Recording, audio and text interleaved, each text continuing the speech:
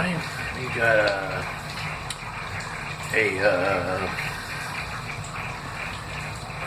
part of Sherlock Holmes here, something here, and light in the background I put. But anyway, we're on page 51 here, so let's look and see here what's going on here. So it says here. Oh yeah, okay, here it is. So there's the quotations. Says, this went on day after day, Mr. Holmes. And on Saturday, the manager came in and planked down 4 golden souvenirs, sovereigns, for my week's work. It was the same. It was the same next week and the same the week after. Every morning I was there at 10, and every afternoon I left at 2. By degrees, Mr. Duncan Ross took to coming only once in the morning, and then after a time, he did not come in at all. Still, of course, I dared to leave the room for an instant, and for an instant, for I was not sure when he might come. But the bill was such a good one, and it suited me so well. I would not risk the loss of it. 8 weeks passed like this, and I had written about abbots and archery and armor and architecture and Attica, and hoped with diligence that I might get on to the bees before very long. It cost me something in foolscap, and I had pretty nearly filled a shelf with my writings. And then suddenly the whole business came to an end.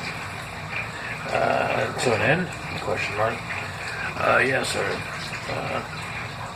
And no later than this morning, I went to my work as usual at 10 o'clock, but the door was shut and locked. And the little square of the cardboard hammered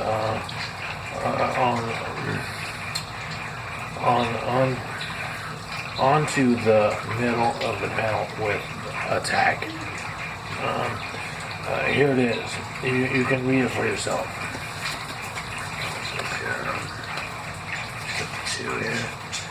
He held a piece of white cardboard the size of a sheet of notepaper, and read it in this fashion. The Redhead League is dissolved October 9th, 1890. Sherlock Holmes and I surveyed this curt announcement with a rueful face behind it, and until the comical side of the affair was so completely overtopped every other consideration. Now we both burst into a roar of laughter. I cannot see that there is anything very funny, cried out loud the client, flushing up to the roots of his flaming head. If you can do nothing better than laugh at me, I can go elsewhere. In quotation. No, cried Holmes, shoving him back into the chair from which he had half risen. Says I really would have. Wouldn't miss your case for the world. It was the most refreshing. It was most refreshingly unusual. But there is, if you will excuse my saying so, something just a bit funny about it. Pray, what steps did you take? Pray, what steps did you take when you found the card upon the door? Question mark.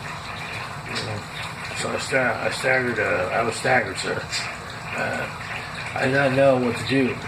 Then I called the offices around, but nothing had hadn't seemed to know anything about it. I finally went to the landlord, and who is an accountant living on the ground floor, and I asked him if he could tell me what had become of the Redheaded League.